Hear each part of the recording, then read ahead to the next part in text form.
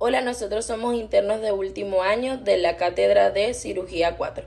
En esta oportunidad le vamos a hablar sobre la obstrucción urinaria baja, la cual se refiere a una condición en la cual hay un bloqueo que impide o dificulta el flujo normal de orina desde la vejiga hacia y a través de la uretra. También les voy a mencionar causas en los niños. En primer lugar tenemos las anomalías congénitas que representan malformaciones en el tracto urinario que están presentes desde el nacimiento, como por ejemplo las válvulas uretrales posteriores o estenosis uretral. En segundo lugar tenemos la disfunción del esfínter vesical, que son problemas en el músculo que controla la liberación de orina de la vejiga, que puede causar retención urinaria. Los cálculos urinarios, que es la formación de piedras o cálculos en la vejiga o la uretra, lo cual puede obstruir el flujo de orina. Las infecciones del tracto urinario, especialmente cuando son recurrentes, las cuales pueden causar inflamación y obstrucción. El estreñimiento severo, la presencia del estreñimiento crónico puede ejercer presión sobre el tracto urinario y afectar el flujo normal de la orina. Las anomalías neurológicas, como por ejemplo condiciones como la espina bífida o lesiones de la médula espinal, que pueden afectar los nervios que controlan la vejiga y la uretra. La presencia de cuerpos extraños, en algunos casos la introducción de objetos en la uretra, que aunque suele ser poco común, representan una causa. Tumores o masa, que aunque son raros en niños, sí pueden causar obstrucciones en el tracto urinario. Y por último tenemos las uretritis, que representan una inflamación de la uretra que puede ser causada por infecciones o agentes irritantes. Ahora vamos a hablar de las causas de obstrucción urinaria baja en el adulto. Realmente son muchísimas las causas que pueden desencadenar dicho proceso. Entre ellas podemos mencionar lo que es la estrechez uretral, la cual puede deberse a procesos infecciosos o a procesos traumáticos. Cuando hablamos de procesos infecciosos, realmente a lo que nos queremos referir es a la presencia de enfermedades de transmisión sexual o bien de blenorragias, las cuales, al ser mal curadas o maltratadas, lo que van a tender es a generar zonas de esclerosis en la uretra. Y son esas zonas de esclerosis las que van a impedir el libre pasaje del flujo a través de ella. En cuanto a los procesos traumáticos, suele ser frecuentemente la uretra posterior la que más se afecta, además de que también se asocia la presencia de coágulos de sangre en ella. Otra de las causas también es el crecimiento prostático. Tenemos que el crecimiento prostático es la causa más frecuente en toda persona mayor a 50 años, obviamente adulto masculino.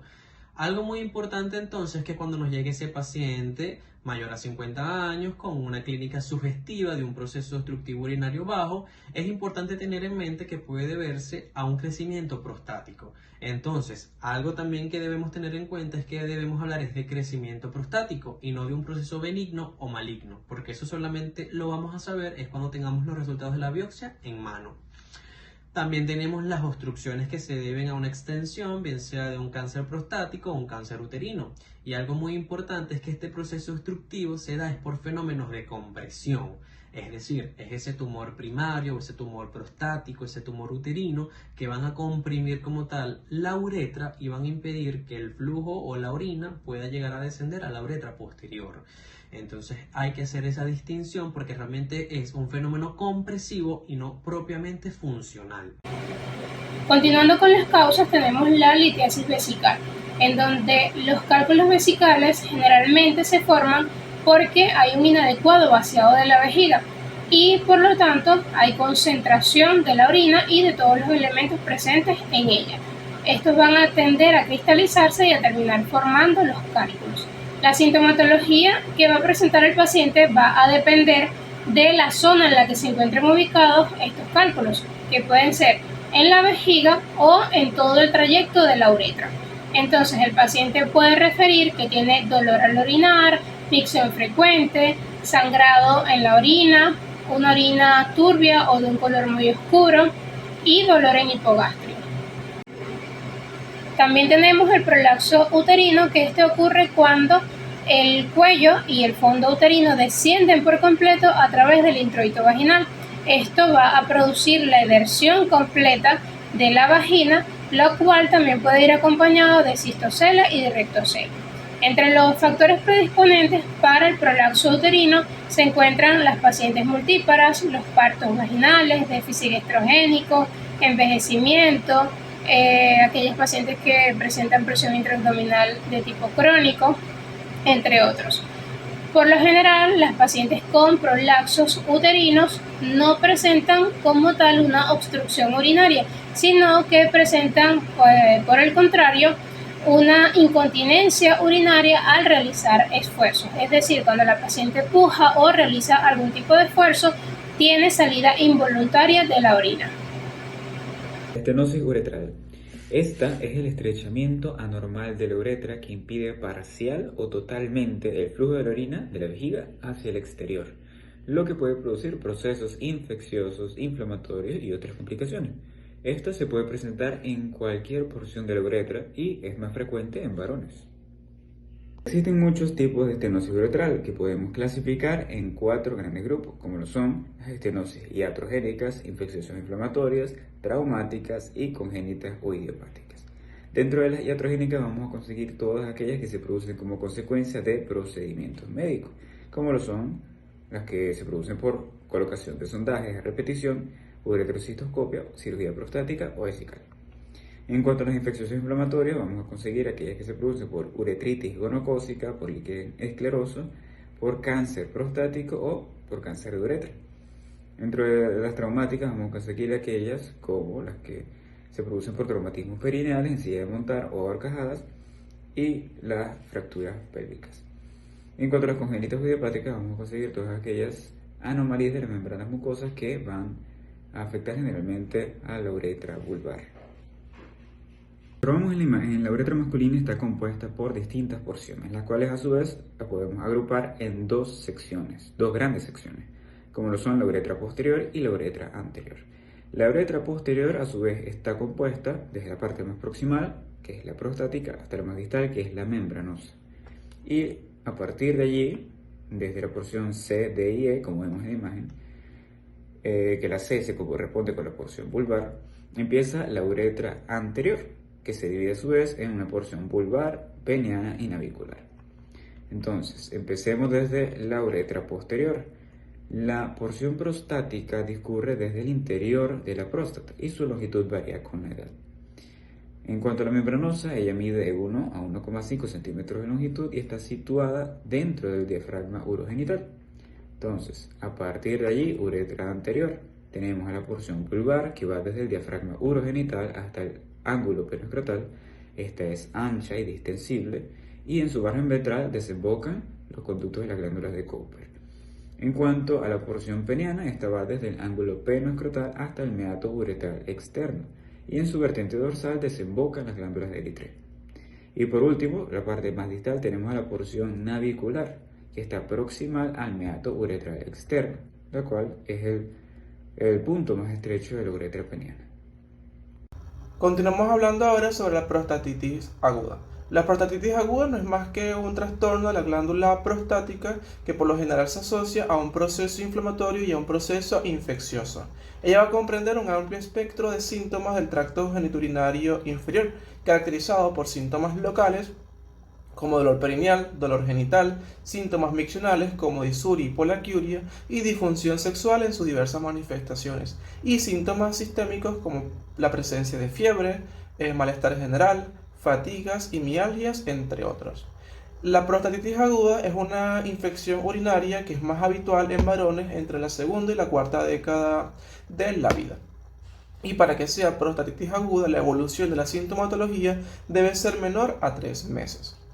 En cuanto a la etiología y las causas de esta, tenemos que la prostatitis aguda es una verdadera infección parenquimatosa aguda de la glándula prostática, que se debe, por lo general, a uropatógenos habituales, que si se deja evolucionar sin tratamiento puede complicarse con una sepsis con punto de partida urinario o un acceso prostático.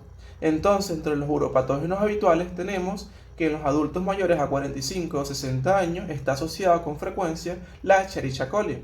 Y en adultos jóvenes que mantengan relaciones sexuales frecuentes se asocia Neisseria gonorrhea y Chlamydia trachomatis.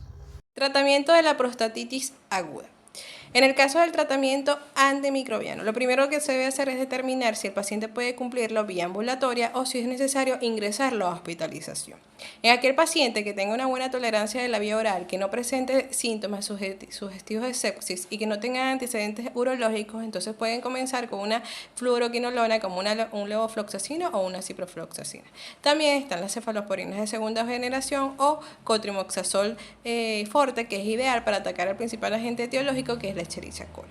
En aquellos pacientes que tienen antecedentes de una biopsia prostática reciente o de una hospitalización reciente, tienen mayor probabilidad de desarrollar una infección por organismos multiresistentes o distintos a los bacilos gram negativos. Entonces aquí se le puede iniciar tratamiento con cefpodoximo.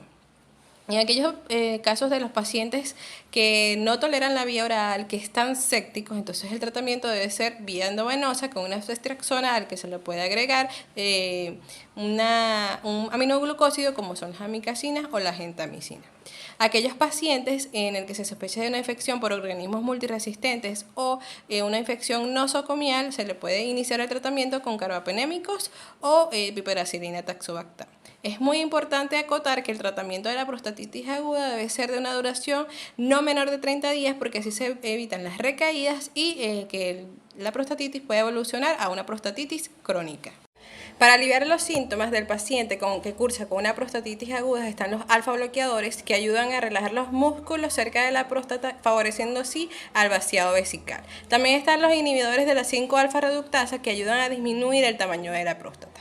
En aquellos pacientes que cursan también con retención aguda de orina se les indica una sonda uretral o una cistostomía suprapúbica, aunque la bibliografía indica que el primer tratamiento de elección sería una resección transuretral de la próstata. En el caso de presentar accesos prostáticos, el tratamiento médico sería con clindamicina o realizar una ecografía transrectal y posteriormente un drenaje o una punción para la salida del líquido.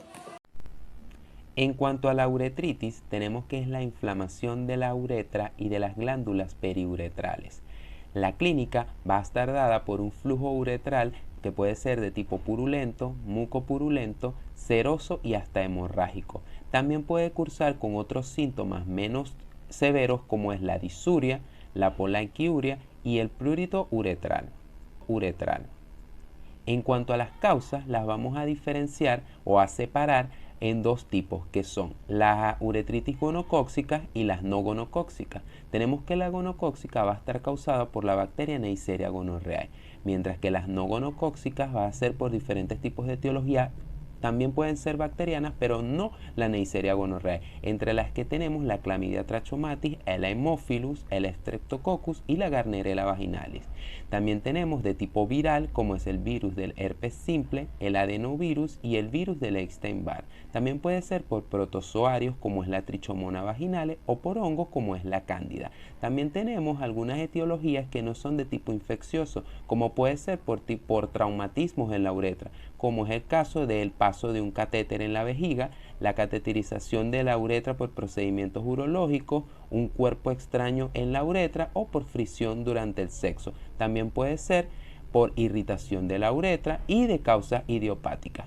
Tenemos que alrededor del 75% de los casos de uretritis son no gonocóxicos y el 25% son de tipo gonocóxicos por la Neisseria gonorrhoeae.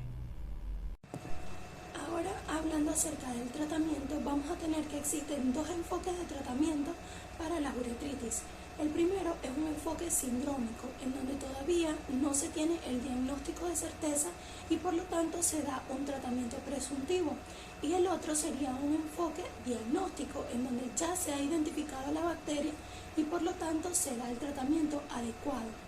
Para tratar de limitar un poco la propagación de las ITS, se recomienda el enfoque sindrómico.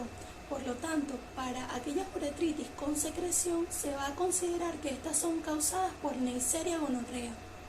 Por lo tanto, el tratamiento de primera línea para estas es la ceftriaxona 500 miligramos, ya sea por vía intramuscular o por vía endovenosa. Debido a que existe una fuerte asociación entre las uretritis gonocóxicas y la Chlamydia trachomatis, se recomienda cubrirlas a ambas y tratarlas en simultáneo. Por eso se hace la asociación de la acitromicina 1 gramo vía oral. Para las uretritis no gonocóxicas y por lo tanto sin secreción franca, el tratamiento de elección sería la doxiciclina a una dosis de 100 miligramos por la mañana, 100 miligramos por la noche durante 7 días, con la alternativa de la acitromicina, 500 miligramos el día 0 y 250 miligramos del día 1 al día 4. Y en las uretritis sintomáticas causadas por Mycoplasma genitalium vamos a tener que el tratamiento va a ser igual la acitromicina, 500 miligramos el día 0 y 250 miligramos del día 1 al día 4 vía oral. Y en caso de fracaso se puede recomendar como tratamiento el moxifloxacino a una dosis de 400 miligramos durante 10 a 14 días. Continuamos ahora con los métodos diagnósticos. El primero es la uretrografía retrógrada, o también conocido como uretrocistografía retrógrada. Recibe el nombre retrógrada en vista de que el contraste que se va a inyectar va a seguir un flujo contrario al flujo normal de la orina. Este estudio es especial para hacer la evaluación del tracto urinario bajo, en especial uretra y vejiga. La importancia de solicitar este estudio es para poder identificar estrecheces o alteración en el flujo de la orina. También de malformaciones congénitas, como fue mencionado anteriormente, existe una serie de causas de obstrucción del tracto urinario bajo que tienen importancia en edades pediátricas, es decir, malformaciones congénitas. También este estudio es importante para hacer el seguimiento de un paciente que fue sometido a una intervención quirúrgica de tipo urológica. El fundamento de este estudio es inyectar un contraste cerca de 20 a 30 mililitros y luego que fue inyectado solicitar una serie de rayos X de tipo oblicua para poder visualizar cómo se distribuye ese contraste. Entonces, si hay una alteración del llenado de ese contraste o se pasa a otras estructuras, podemos hacer el diagnóstico de una serie de patologías. Ahora, ¿cuándo debemos de indicar una uretrografía retrógrada? Se debe indicar siempre para la valoración de estrecheces, estenosis y patologías tumorales y traumáticas que puedan causar una obstrucción del tracto urinario bajo. También se debe indicar en caso de que existan posibles malformaciones congénitas, es decir, en patologías pediátricas, en caso de reflujo vesíco-ureteral, donde podemos ver cómo ese contraste no solo se queda en vejiga, sino que pasa a estructuras superiores, en caso de trastornos neurológicos, incontinencia, y tiene una importancia este estudio para poder diagnosticar fístulas vesículos vaginales o vesículos rectales.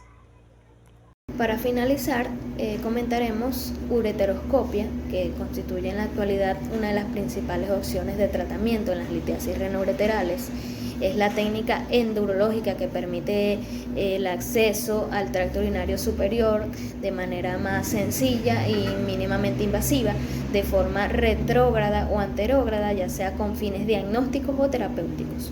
Como técnica constituye una pieza clave en el tratamiento quirúrgico en la mayoría de las litiasis ureterales y sobre todo en aquellas que se encuentren en alguna localización distal, ¿verdad? Consiste en la introducción de un dispositivo llamado ureteroscopio, el cual viene diseñado de diferentes formas, puede ser rígido o flexible, el cual posee en su extremo una cámara y luz que permite la visualización de imágenes en tiempo real. Además de eso, posee canales que van a permitir la introducción de piezas quirúrgicas como pinzas o láseres para poder realizar los diferentes procedimientos terapéuticos. Entonces, dentro de sus indicaciones está cuando existe alguna falla, se puede indicar cuando existe alguna falla en lo que es la litotricia extracorpórea, cuando exista litiasis ureteral y renal concomitante y que estas litiasis deben ser menor de 2 centímetros. Además, se puede indicar cuando haya tumores uroteliales o estenosis uretrales o ureterales.